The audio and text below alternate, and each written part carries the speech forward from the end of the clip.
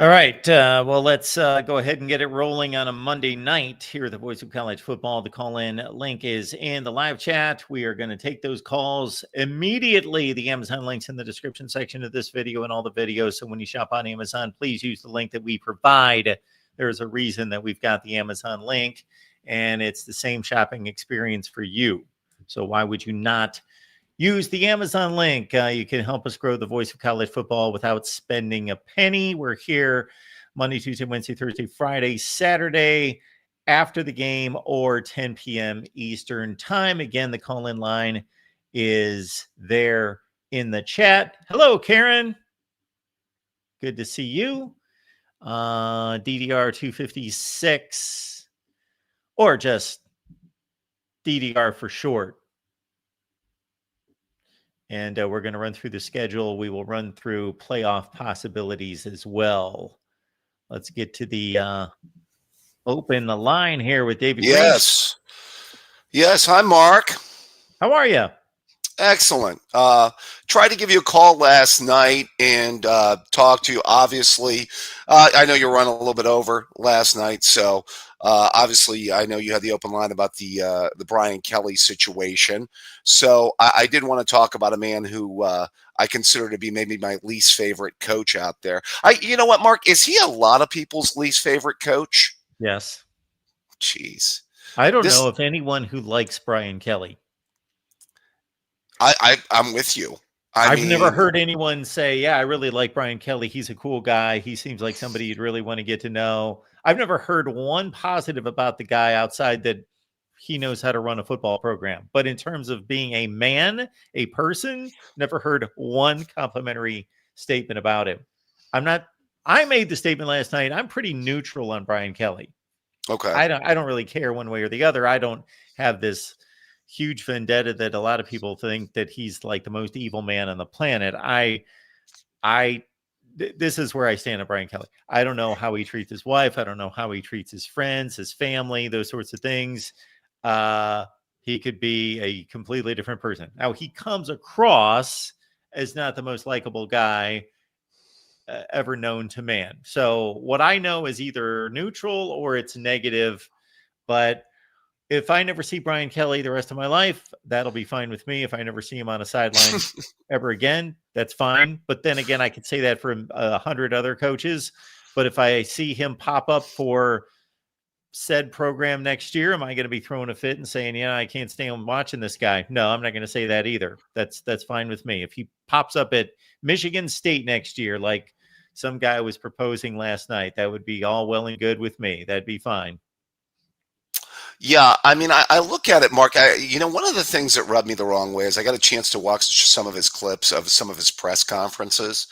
And I'm not saying that, the sports media, which obviously you're part of, Mark, always asks the best, most, intelligent questions ever. But there was a couple press conferences where I think people asked him like legitimate questions about his offense. And he came across with these snide, jerk-like remarks that were just so off-putting. It was terrible. I mean, and I know that like a Belichick does that sometimes in his press conference. Obviously with Belichick, he's got the cachet to get away with that. I always wondered, because I remember when he was the coach of the Browns, he had that same shtick, and that did not go over well when he was going 7-9 and 6-10 and 7-9 with the Browns. But you start winning Super Bowl rings, then it becomes kind of a cute shtick. But once you start losing games. Not so cute, by the way. But he came across with this attitude. And people were asking him questions about his third down offense or an interception in the red zone. I mean, completely like legitimate football questions that normal human beings would ask. And he just came across as a complete jerk. And it was just so nasty. I'm sorry, Mark. It was just a little bit of a diatribe there, but I don't know if you have some thoughts on that. Well, this is what I'm guessing about what media people had to say or felt about Bill Belichick. Here's my guess, is that if you did not have to cover him on a regular basis, on a daily basis, then yes, just just for Joe Fan who roots for the Texans or the Cowboys or the whoever that's just an NFL fan and just perceiving that, yes, you win Super Bowls, you can do whatever you want. So Bill Belichick can be a jerk, and that's allowable. Like I never Sure. really understood that pass to you can be a jerk if you Right. win, you can't be a jerk if you lose. That never really flew with me. Right. So that would be one thing. Secondly, I can almost guarantee that if for those Boston reporters, Yeah. that for them, they could care less how many Super Bowls Bill Belichick won. He was a pain in Right. the rear end to cover, so they probably didn't care for him. Yeah. Yeah. Well, like I said, he never changed his attitude from when he was. You probably remember those days in the early '90s Oh, in sure. Cleveland. He had the Yes. same Oh, attitude yeah. there that he had. It's not like he ever changed. And I feel that probably Brian Kelly was the same way with his Notre Dame press conferences. Oh, He sure. probably didn't change to when he went down to the Bayou. Although he changed his accent, which how that that was bad. Now, But what when you bring up him, deflecting questions about his offense and how poor the production is, it reminds yeah, me though of, again, a lot of it has to do with your delivery, your approach, how you're already perceived. A lot of it has to do with that. It's been proven by psychologists that we receive communication, about 90% of it's nonverbal. About 90% is attitude, tone of voice, and all those things. And yes, only about 10% is actually what comes out of your mouth. And I find that all the time because people don't listen to what I say, and then they make criticisms in the comments. And I come to the conclusion, well, they didn't listen to me. They right, didn't like some type of approach that I had. So the thing I will say is, for the last 5 years, while Iowa has had a completely non-existent offense to deplorable levels, and Kirk Ferentz has been questioned about how bad the offense is, he has defended said offense, but he gets away with it because he's kind of the old venerable dean of coaches. And so he can get away with making excuses about the worst offense known to mankind, but Brian Kelly can't. yeah. Yeah, yeah. I mean, and even if now, I think there's some questions that the sports media ask that aren't the best, and sometimes are poorly worded. But there's a lot of questions that are legit too. And deserve at least a solid answer. And I don't know, just okay. So let me ask you this, Mark, and you probably got into this right now. So we're looking at a situation this off season where the Florida job's open, the LSU job's open, the Penn State job's going to be is open, and probably the Florida State job is going to be open, right? Because I think Mike Norvell's on borrowed time. Is that fair to say? You would think so. But then again, I hear that that's not the case because Florida State is not going to pay that kind of money. But that's certain people. I'll find out from my Florida State guys this week. We'll come out with that. But I would think that Mike Norvell's gone. I would think that Luke Fickell's gone, but apparently they say he's coming back next year. Yeah, I don't know how Wisconsin can do that. I mean, okay, so just you've probably already done this. If you want to throw Florida State in there, rank those 4 jobs. Right this second, I would rank those 4 jobs: LSU 1, Penn State 2, Florida 3, Florida State 4. And I really don't know why I'm differentiating Florida and Florida State. I guess just because they reside in the SEC, I guess, because otherwise I can't really distinguish the 2 jobs. They've both been up and down for 10 or 15 years. I'm sorry, did you say you had LSU 1? Yes. Okay. Okay. That has to do with a location, proximity to talent, or is that mainly the reason, or is there some other reasoning behind that? I just think that LSU will do whatever's required to win. And yes, proximity to talent. It's going to be so much easier for that coach to get talent to come to LSU because they're right in their backyard versus trying to recruit Pennsylvania and beyond. That would be Okay. my initial thought. Now, I don't think there's a disparity between any of those jobs. I think you could argue Florida State's number one. You could argue Florida's number one.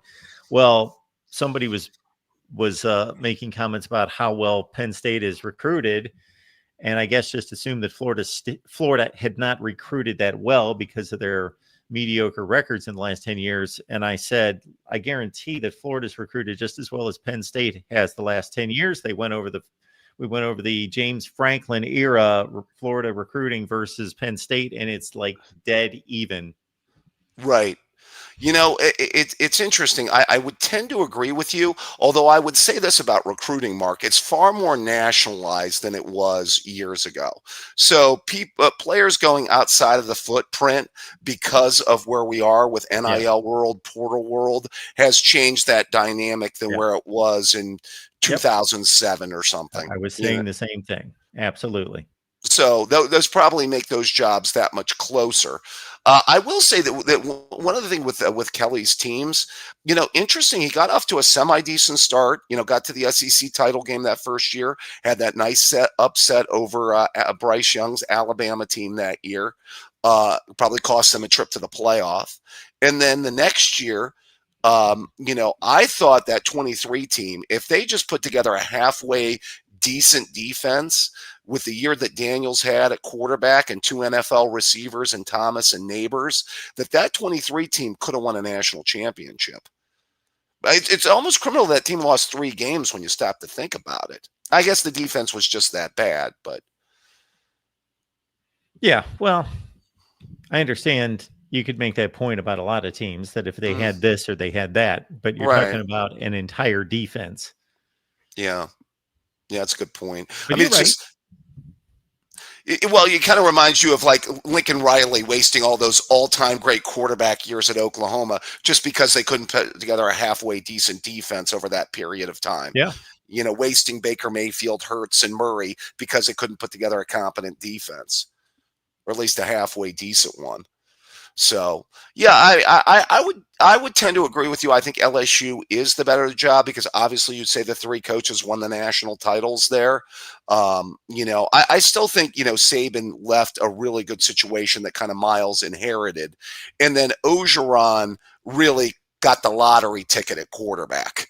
He was, basically got his Cam Newton circa 2019 with Burrow. Yes. So let's not, for as much as I bash on Les Miles. Yeah.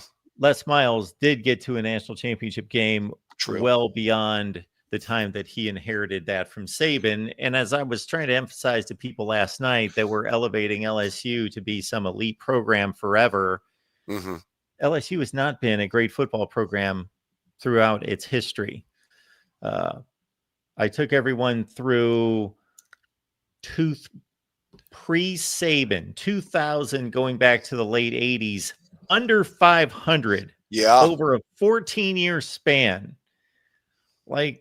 And LSU, basically, I would make the argument that Arkansas has got a better football program all time up to 2000 than LSU does. So it's not been a great football program. Nick Saban can be given a lot of credit for as much as we tie Nick Saban to Alabama and his greatness in being the greatest of all time to Alabama and what he accomplished there. He basically lifted LSU to a level that it's been able to generally maintain ever since. Yeah, I mean, if you take a look at it, I certainly remember the Mark Archer teams. Remember, Ohio State played them in the 80s, Mark. I think Tommy Hodson was on those teams, future backup to John. Yep. I still remember the game in 88. By the way, one of our, everybody makes our record against the SEC. Greg Fry led a great comeback through a touchdown to pass. I still remember watching that game. Bobby Olive, I think, caught that one for them to have a great comeback victory. Absolutely. Oh, wow. Gosh, 87. You remember the tie, Coach Bruce there. We had a field goal block late. We could have won that game. I had to mention the tie because somebody made a snide remark in the chat that Ohio State has never won in Death Valley. Well, of course, they've only played there once and they tied. Yeah. Yeah, I still, I'll reference that '07 title game a little bit. I always felt the '07 team for Ohio State overachieved a little bit to get to that title game. The Beckman team that kind of, where he got kind of exposed towards the end of the year. Although I will say this, we played a better game against LSU in '07 than we played against Florida in '06. Sure. Yes. I mean, that game. There were glimpses of hope in that game. Yeah. Obviously, out of the gate, 10-0 with Beanie Yeah. Wells running 65 yards for a touchdown. But once LSU took control, there were glimpses of getting to 31-17, getting within Hmm. two scores a couple times, and that's a Yeah. bit of a stretch. Yeah. But the biggest play in that game was when Brian Robisky had his hands on a Dropped the. touchdown reception, and it got knocked right out of his hand. So that was a great play by whatever DB that was at the time. Yeah. Well, then they blocked a field goal, and then they went down, scored a touchdown, Yeah. and then Beckman got exposed after that. He throws a bad pick. Yeah, and that game totally flipped around. Like I said, I think they were better prepared, but that team overachieved. And '07 was the weirdest year of college football. By the way, the last national title team to win with 2 losses other than Ohio State was '07 LSU. Yes. Yeah. DeReal's Kentucky Wildcats got him that year. Yes, the '07 year was, again, within the format at the time, was the strangest season. But I've got all sorts of things to say, and somebody challenged me with this a couple months ago, and I went on about other seasons being just as crazy. Yeah. Yeah, it was just a weird year because everybody kept on losing towards the end of the year that year. Yeah. Hey, I wanted to comment a little bit on this weekend. By the way, I do have an interesting point about the stock down on Oklahoma, by the way. Do they seem like a football team? I was commenting about, where they were. You see where they were before the Mateer injury and then after the Mateer injury? Yeah, it's even affected their defense. Yeah. Yeah, right. Yeah, because Ole Miss, moved the ball up and down the field on them in that game. Does that loss, just real quick, because I watched that entire game, say more about where Oklahoma is right now or where Ole Miss is at right now, Mark? I think it says more about Oklahoma not being as good as maybe some of us thought they were. I think Ole Miss probably played close to the same game that it played the week before against Georgia. From obviously it was a different game, but from a performance level standpoint, they were just not playing Georgia. They were playing Oklahoma, and Oklahoma is probably more like the 15th to 20th best team in the country, and Georgia's a top 5 to 8 team in the country. Now, where would you put Ole Miss? As a top 10 to 12? Because there's a really good chance they have a path to the playoff right now, Mark. Oh, well, they certainly do. They've only lost a game. So well, yeah, and a 10-2 probably Ole Miss gets in with their schedule. Oh, absolutely, they do. So, yeah, I mean, apologies to Leanne. Maybe I remember I was talking about Kiffin maybe having a ceiling there at Ole Miss, but I mean, maybe go ahead. It's week to week, David. It's week to week. Well, I mean, maybe if the Lane train gets them into the playoffs this year, they win a playoff game or two. Like I said, I know all those schools are going to come hunting for them in the off season, I'm sure, but Yeah, and one of the arguments that ensued last night was, is Florida really, most people think of it as being a better job than Ole Miss, but is it really, why do we think it's a better job? Because it's historically been a better football program, but in 2025, is Florida a better football program than Ole Miss? Well, obviously, based on the results on the field, it's not a better football program. Now, what is it capable of doing? What can you do there? And to your earlier point, which was the same point I made last night about recruiting, that yes, you would think, okay, there's a lean in Florida's direction that whatever the percentage, I won't even try to nail it, of kids stay in state or stay within the region. That still is a thing. That's obvious, but it's not what it was 10 years ago, 20 years ago, 25 years ago. Kids are more mobile. They think more nationally. There's NIL involved, but is still a advantage to being located in the state of Florida versus the state of Mississippi, which actually per capita turns out just as Yeah, good at players as Florida. They just don't have the population. sure. So that's an advantage. Now, in terms of financial resources, I would assume that Florida has more than Ole Miss, but that's an assumption.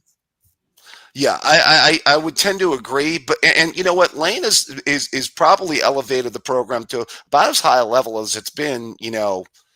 I mean, the only teams I can think of before he got there that were real. Obviously, Freese had a couple years there, but Freese was doing some things, Yeah. that weren't exactly above board. Hey, by the way, did you watch any of the late games? What game were you watching late night? Did you watch Sparty and that one, or did you watch anything else? Were you focused on in the evening? The football that I saw, the college football that I saw was in small increments on Sunday. I got home and I was gone Saturday and I was gone most of Sunday, and I got home and I checked out as many highlight packages as I could possibly get to. Okay, yeah, that's you didn't do the call-in show on Saturday. I I did didn't not. see it. Yeah. Anyway, I No, didn't. I'm not holding against you. I just missed my Mike Rogers time talking college football. That's all I I'm saying. appreciate that. I was having too much fun, I guess, but I failed to reel anybody in to pick up the slack for me. There you go. Hey, so what did you catch some of the highlights? By the way, is John L. Smith on borrowed time at Sparty too? Do you think that's also another job opening that will That was be a open? Freudian slip there, David. John L. Smith. Yeah, I did say John L. Smith. Yes, that was Freudian. I'm sorry. I was thinking of the legend of John L. Smith that was there, in the early 2000s. My bad. Yeah, we also had a Michigan State conversation last night because somebody was touting Brian Kelly for Michigan State, and then they got on here, and I appreciate the caller. It was Matthew, our guy Yeah. Matthew Braz, who called me out and jumped on here, and he gave a substantial case for Brian Kelly being a good candidate for Michigan State. I was simply stating, again, I think Brian Kelly's a really good football coach. Okay. I'm taking him off the candidacy list for great football coach. He would have to do a lot to lift him. He's a good football coach. He's a top 15 head coach in the nation kind of level. But if I'm in Michigan State, I'm not looking to hire Brian Kelly. I don't want his baggage, his reputation. I don't want a 64-year-old guy that's going to do one of these, and just rest on his laurels that I'm Brian Kelly, so worship at my feet, and the recruit should come want to play for me. And I want a go-getter, like a young guy that's going to hit hard. And I do think that Jonathan Smith should be given some more time. Oh, so you think he should get at least one more season there to try to right the ship? Second season? Well, I don't know. I mean, second season, if he ends up with a losing season, though, I'm keeping Jonathan Smith. You also have to realize where you are. These teams that get impatient, these programs that get impatient, and these administrators also have to do a reality check and understand who they are and where they're located. Yeah, they're not Alabama or Georgia and say, okay, or Ohio State, we're going to move on. No, you're Michigan State. Right. To quote The Rock, know your role. Know your role. Yes. So, I mean, I would say this, even though the sport is less regionalized, don't you think that certain coaches fit in certain regions? Like, I could never see Kirby Smart coaching up north, and I could never see Luke Fickell coaching down south. You know what I mean? It's just like, aren't we like, you know what I mean? But I could see Luke Fickell coaching in the South before I could see Kirby Smart coaching in the North. Like, could you see if the Michigan job became open, like that they would go after Kirby Smart? Right. Kirby Smart coaching Michigan, Yeah, well, but it's widely acknowledged that Kirby Smart is the best coach or one of the two best coaches in college football right now. So you're going to like pass on that. Yeah. Like is Wisconsin going to like break the bank to hire Dabo Sweeney? That's right. Yeah. It just doesn't work. Yeah. Well, whoever thought that Lincoln Riley was necessarily a fit in California, though, Mark? That always seemed a little bit. He does. That's for sure. He really wanted that job. Obviously, he gave up one of the best jobs in the country to go there. Right. And the Brian Kelly thing, immediately I thought, this is odd. I could have sat here for an hour naming coaches that would have been the next coach at LSU at the time, and I would never come across Brian Kelly. Never served up Brian Kelly. I would have passed his name right by on the list because I would have thought, well, he's good enough to coach there, but like Brian Kelly at LSU? Yeah, I mean, you're an Irish Catholic from the East Coast, and you're going down south and doing a Southern accent. That goes over about as well as a fart in church, Mark. I mean, it's not good. I mean, give me a break. Well, so that's the assessment they made. All right. Well, good talk, my friend. By the way, I just want to say Buckeyes lost a great one. RIP to the great Nick Mangold, who had a really good career, part of one of my favorite Ohio State teams, a team I still feel was the most talented of the Tressel era, the 05 Ohio State team, a team I really like a lot, by the way. David, I'm glad you brought that up. Okay. Because we do need to dedicate our show to Nick Mangold. Yeah, great player. And I didn't know until the other day, and I think our friend Doreen posted his physical ailments. And I do recall at the time, this is going back years and years, that he's had to deal with this situation. I do remember reading about it a long time ago and had lost track of his situation. And then to find out that he passed away that quickly after he had just posted something online pretty recently about an update on his status. Yeah, it's sad. Yeah, put together a great NFL career. I don't know if he quite gets to Canton, but one of the better centers in the NFL there for a few years with the Jets. Sure he was. Yeah. So, all right, Mark. Well, always a pleasure. We probably will see you on the regular at 10 o'clock, but you'll be back on the regular channel for the rest of the week, correct? Yes, that's actually where we are right now, but I get your point there, David. Oh, exactly. Okay, so you're still on the regular channel on Mondays, so no longer SG1 on Mondays? Let's not confuse anyone. I've confused everyone as much, as enough as it is. We'll just stay in touch. Keep those notifications on. I'm just trying to follow you, Mark. Sometimes it can be tough. I know, David. Thanks a lot, man. You take care of yourself, my friend. David is certainly correct on all of that. So I will not say anything else about where we're going to be located. I just thought we started this show so late. Not that the show started late. We started on time, but in regards to me setting up the show, I set it up right when we started. So I thought, I'm not going to try to go to SD1 Sports, do the show, get people over there, that we would just go with this. All right. Yeah, I'd like to look at this Nick Mangold situation, and may he rest in peace. And our condolences go out to his family and his loved ones. 41 years old. Kidney complications, as reported by Adam Schefter. 4 years at Ohio State, and just had a tremendous career there from that would have been 2002 through 05. Tremendous success there.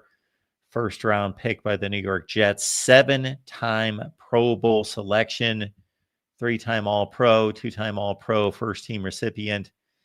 And may Nick Mangold rest in peace. And again, our condolences go out to his loved ones. All right, let's keep it rolling here at the Voice of College Football. We got Hall of Fame Trey stopping by. Yeah, what's up, Mark? Not too much. How are you, sir? I'm all right. And like I said again, I'm glad you said it. Nick Mangold was a great center. He was amazing. Since 2006 through 2016, like 80% of his career was a Pro Bowl. That is amazing. Yeah. He was a great player, and I bet you he will go to the Hall of Fame in the next couple of years. He was that good of a center, Mark, for the Jets. Yeah, but I do hope for his family, and I pray for him. And my grandmother died of kidney disease as well, because of diabetes and stuff, and so I know how that feels for his family. I pray for him and hope they do better. But anyway, I tell you, Mark, I told you, and I told everybody that Memphis is going to beat South Florida. And it was a good match. At first, I did not think that Memphis was going to come back. South Florida dropped the ball. They just dropped the ball. I don't know what happened in the fourth quarter. They looked like they were not there. It looked like they were lost. And Memphis just beat South Florida. And I think South Florida now is going to be out of the playoff talk now, Mark. Now they got too many losses. They can't afford that loss, you know? What do you think? You think that South Florida's out? Yes. Well, they've got a long journey. They've got an uphill climb, but they're not out. They're 6-2. They've lost a game in the conference. And again, we'd have to go through the theatrics, which I am not going to, of going through the conference schedule to determine whether the only shot they have left, Mark, is versus Navy, and we'll see if they get ranked probably by next week. That's their only shot. They got to be concerned about it. I'm not concerned about who's ranked. I'm trying to get them to a conference championship game and win the conference. That's what's going to get them into the playoff. This is true.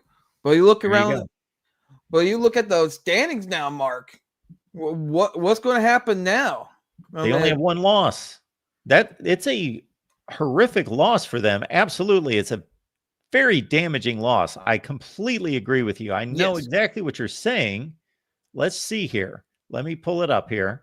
It don't look good. I mean, we got down the road, we got some matchups between these four, and it's going to be really entertaining. He's going to come out of this. So South Florida sitting there at 3-1.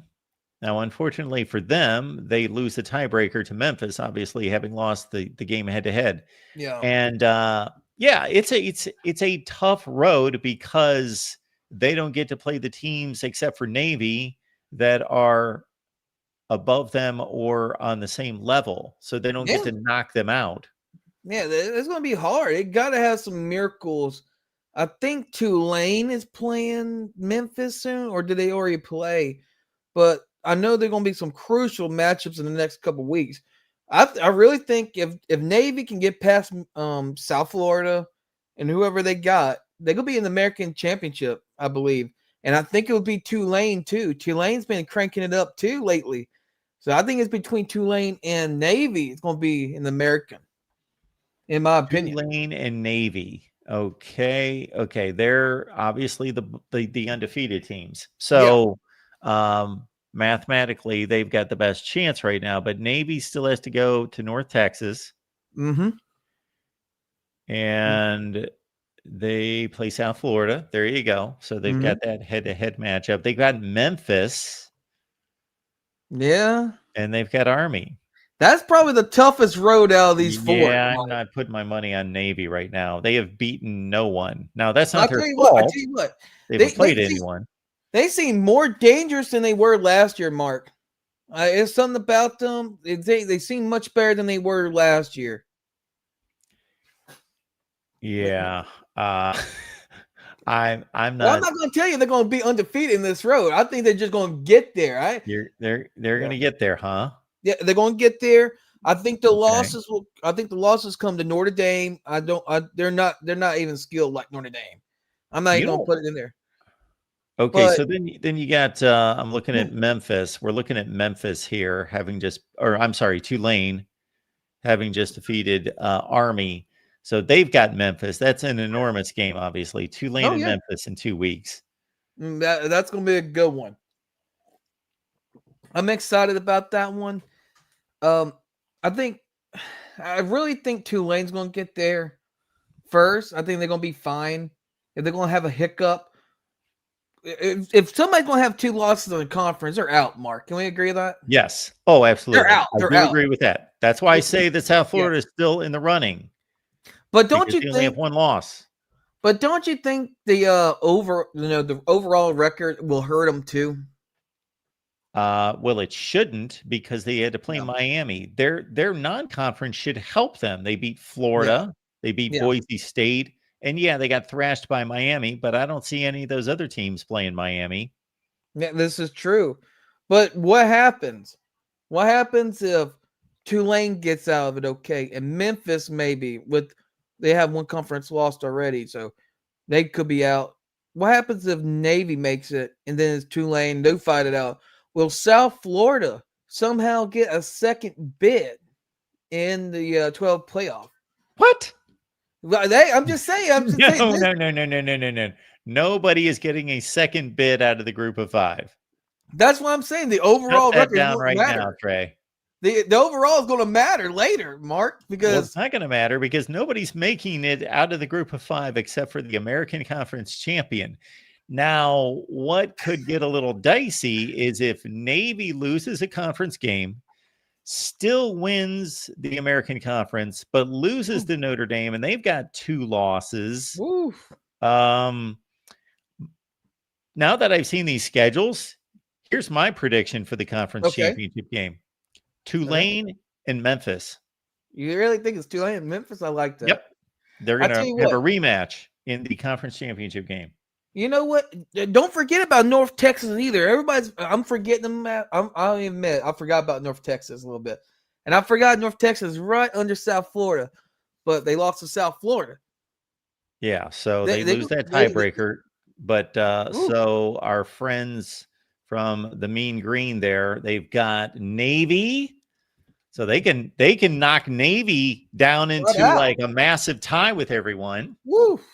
And then they got UAB, Rice, and Temple. So they should win their final 3 games. But you know what, Trey? Let's not forget about the mighty Owls of Temple. Whoa, what's Temple? Whoa, hold on there. Where's Temple? They're 3-1.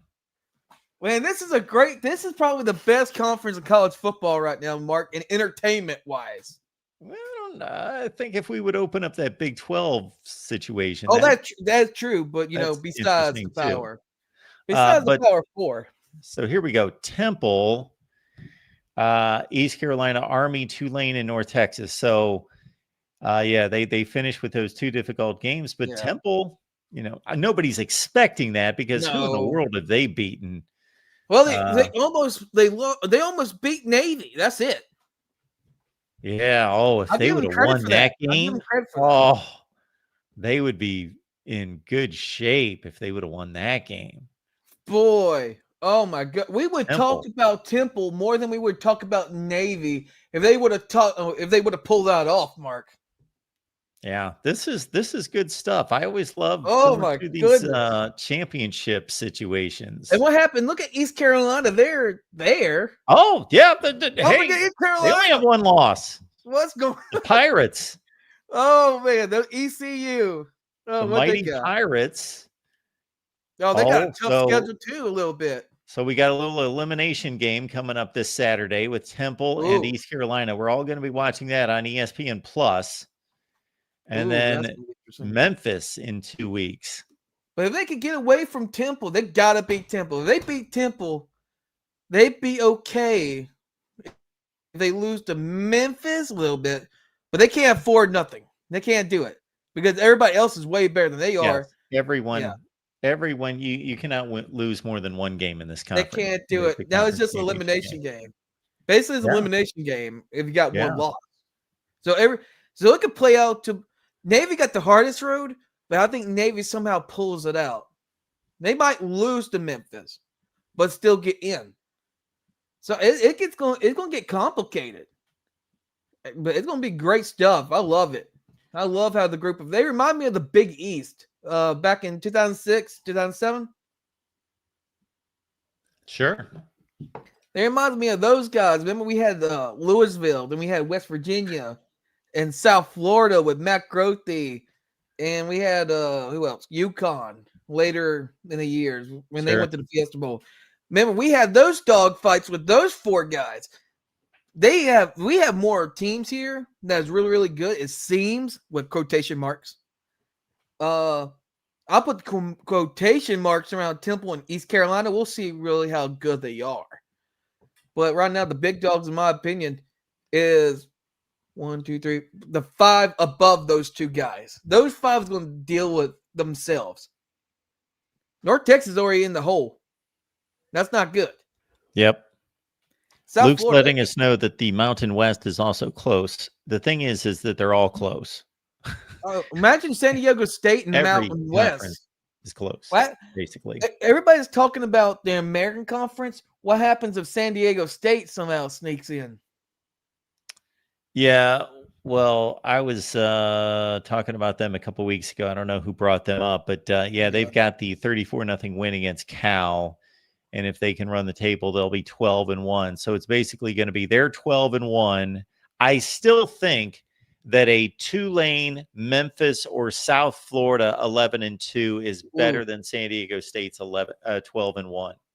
You know, I agree with that. But imagine it's going to be a bloodbath. Imagine they give each other all these losses. I think San Diego State can just move right on in there and go past them. They beat each other up. Somebody got to be the top dog. We don't know who that is yet. Yeah, well, nobody's going to win the American Conference with more than 2 losses. I don't think so either. It's just they're too good. Happen. Now the Big 12 race, that is exciting stuff. I think I did a simulator. I did a simulator and see what happens if a team lose or wins, and I had Texas Tech and Houston together. Okay. And let me tell you something. Houston, I told everybody, watch out for Houston. They're better than people think they are. They exposed Arizona State. They're done. Arizona State's done. I can't do it with them no more. But look who's in the driver's seat. Don't forget Utah. I mean, they could sneak back in there if they all destroyed each other.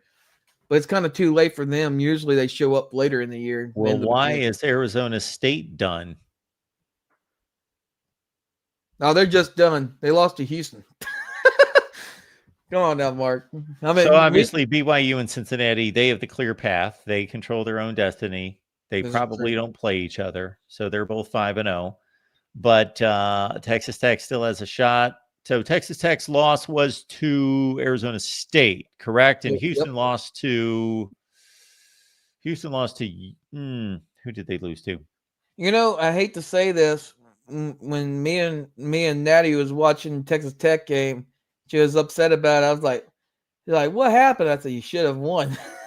She gave me that stupid stare. She gave me an angry stare. I'm like, what? But they should have won.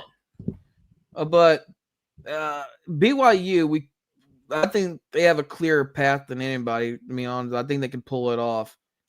But I'm really want to go with BYU in Houston. But it feels like it's going to be BYU and Texas Tech for some reason. I know they play each other, right? Texas Tech and BYU. I don't know. We'll see. It's going to be very interesting. This Big 12. Oh, yeah, they do. Oh, that's actually this week. Next week. My bad. Next week, yeah. So, yeah. So we're going to find our answers there now, Mark. So, yeah, that's Texas Tech in Lubbock. So they're going to be playing for their conference championship lives.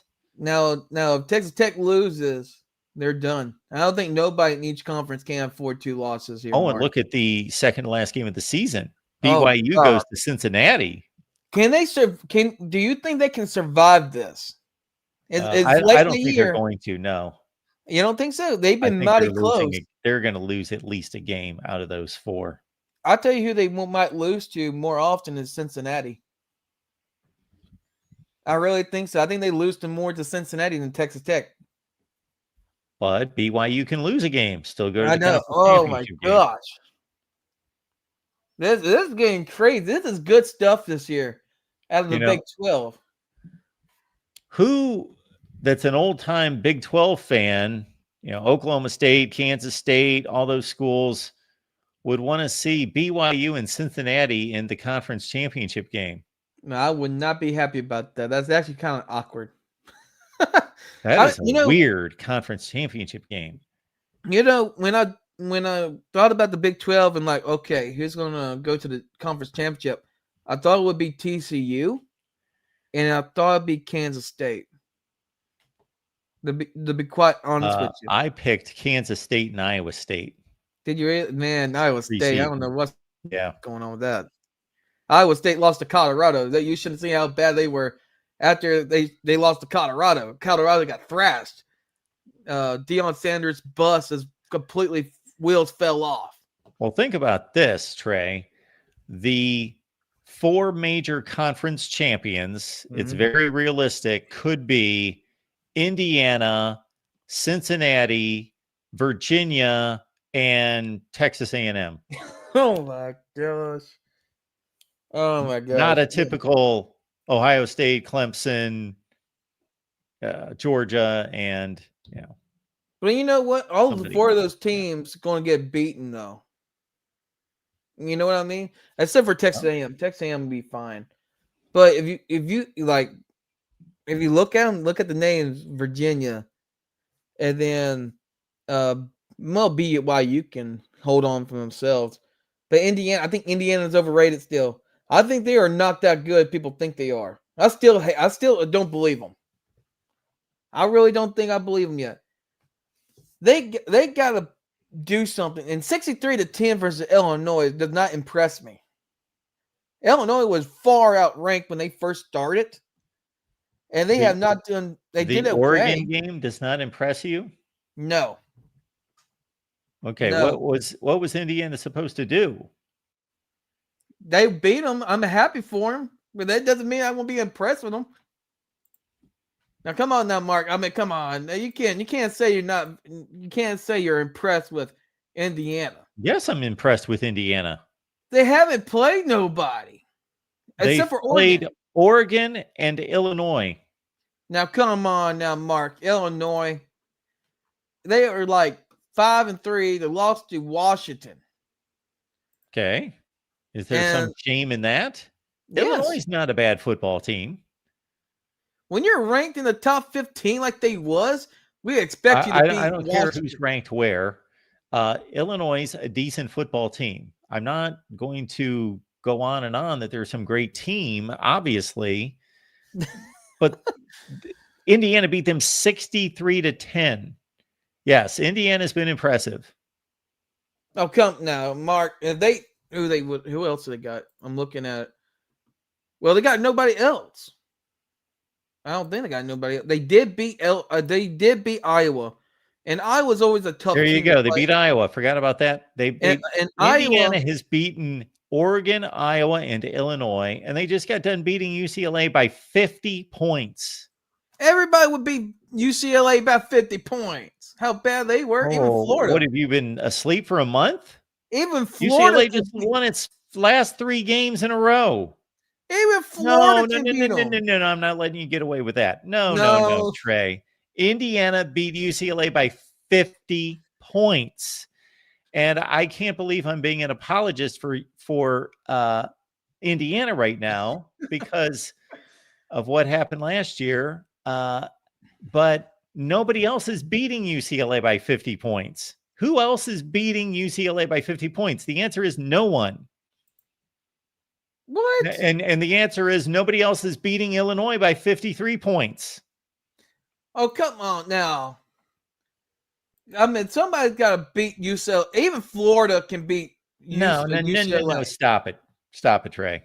Stop it. Indiana is doing things that nobody else is doing. They beat Illinois by 53 points. They beat UCLA by 50. They are an impressive football team. Utah beat UCLA by almost 40.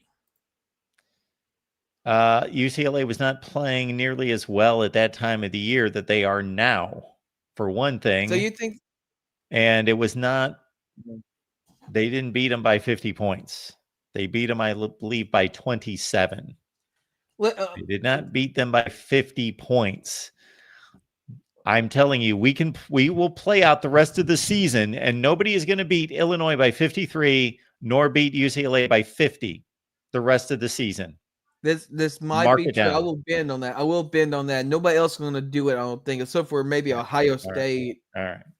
But let me say this though, Indiana. Yes, your last they got to win. They got to win a playoff game for me to be impressed. Okay. They can't win a playoff game in the middle of October. Well, I wanted them to win last year, and they got thrashed by Notre Dame. Okay, that was one season. That was a different team, a different season. All right. Come on, they got to win me over with a playoff game. All right. Have a good night. Yeah, thank you. Thanks, Trey. Okay. All right. We're talking about what's going on right now. So it's kind of difficult to impress anyone with a playoff win right now. That's I don't care if you're the greatest team in college football history, you're not winning playoff games in October. So that's kind of difficult to do. So as it stands right now, Indiana's impressive. I don't know how they're not impressive. Yes, as Ralph is telling us in the chat there, they won at Oregon by double digits, even throwing a pick 6 in the fourth quarter. They won by double digits at Autzen Stadium. They beat UCLA by 50 points. And again, I'm not selling UCLA as a great football team, but nobody else is beating UCLA by 50 points.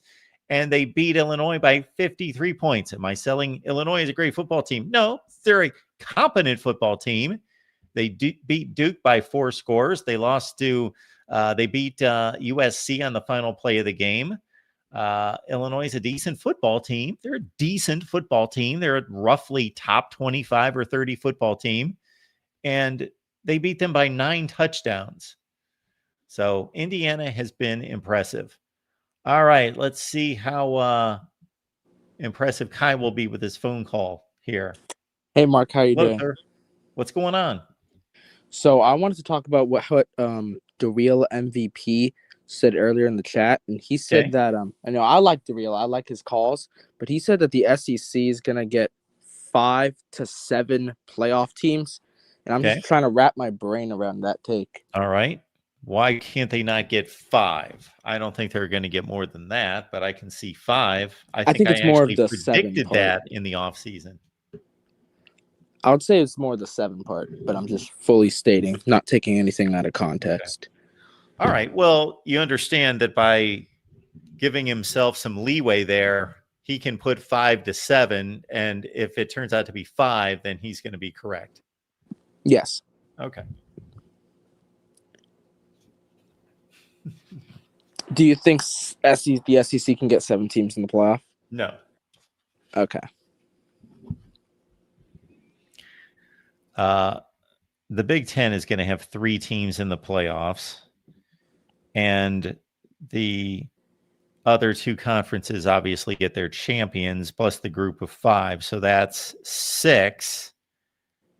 And so that would only leave 6 for the SEC if I'm doing the math correctly. And that's if nobody else gets a spot out of the Big 12 or the ACC. I would say probably the ACC probably gets at least 2 based on what's shaken out. Yeah, the way it's shaken out, it's going to be an interesting call for the committee to make. I want that nightmare scenario to happen to where all those ACC teams that are having great seasons just continue to win and make it so incredibly difficult for the committee to try to separate those teams, either include them all, which there aren't enough spots to include them all, or make a decision, because that's going to be a tough one. Yeah, it's going to be interesting. I'm a huge Virginia fan this year. All right, then. Shout out Luke Bendon for showing respect to Hawaii, obviously. And they play San Jose State this weekend. They're 2.5-point underdogs. I don't really know why that is. Maybe it's because of the travel, but yeah. Okay. Very good. 2.5 points in Hawaii at San Jose State. Okay. Very good. All right. Thank you. Appreciate it, man. Have a good one. Yeah, that's what we're talking about right now in the ACC. That is beautiful. That is, if that can hold up, which it's the ACC, so I don't expect it to hold up perfectly. The perfect scenario, if you love chaos, is for not Georgia Tech, but for Virginia to win the ACC championship. Why? Because they've already lost a game outside the conference. So if Virginia can run the table and go 12-1 and win the ACC, having defeated an undefeated Georgia Tech in the ACC championship game, then you have 2 12-1 ACC teams. And then you have the likes of Louisville and Miami, who could both finish 11-1. And none of those teams that we just mentioned play each other. Virginia's already defeated Louisville. Louisville has already defeated Miami. None of those teams play each other. We could have 12-1, 12-1, 11-1, 11-1. Do I think that that's probable? No, because none of those teams are great football teams. Miami would be the closest thing to be, especially with their schedule really lightening up. They've played all their toughest games. You know, they just thrashed Stanford 42-7 this last time out. So Miami would be the one team that you could see, or at least I could see, most likely running the table. But that is just a thing of beauty right there. That would be phenomenal to see. Or to see the likes of a Pitt or a Duke run the table and make the ACC championship game when otherwise they have no business being in the college football playoff race.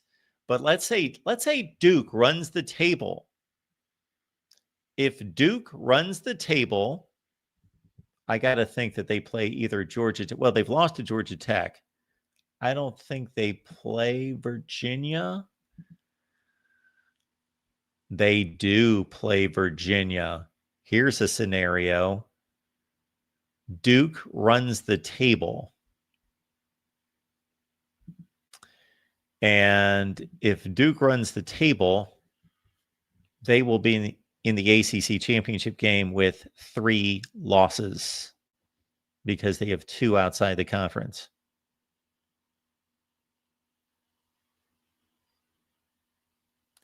And Duke wins the ACC at 10-3. That would be phenomenal. That would be phenomenal. All right, folks, we've about done our best here tonight. Appreciate you being here at the Voice of College Football. I was looking at last weekend's scores, and once again, I say it all the time, there are 4 to 5 upsets every week in the power conferences. I say this all the time, and I may produce a video, and no one may watch this video, and that's fine. I may just produce it just for myself.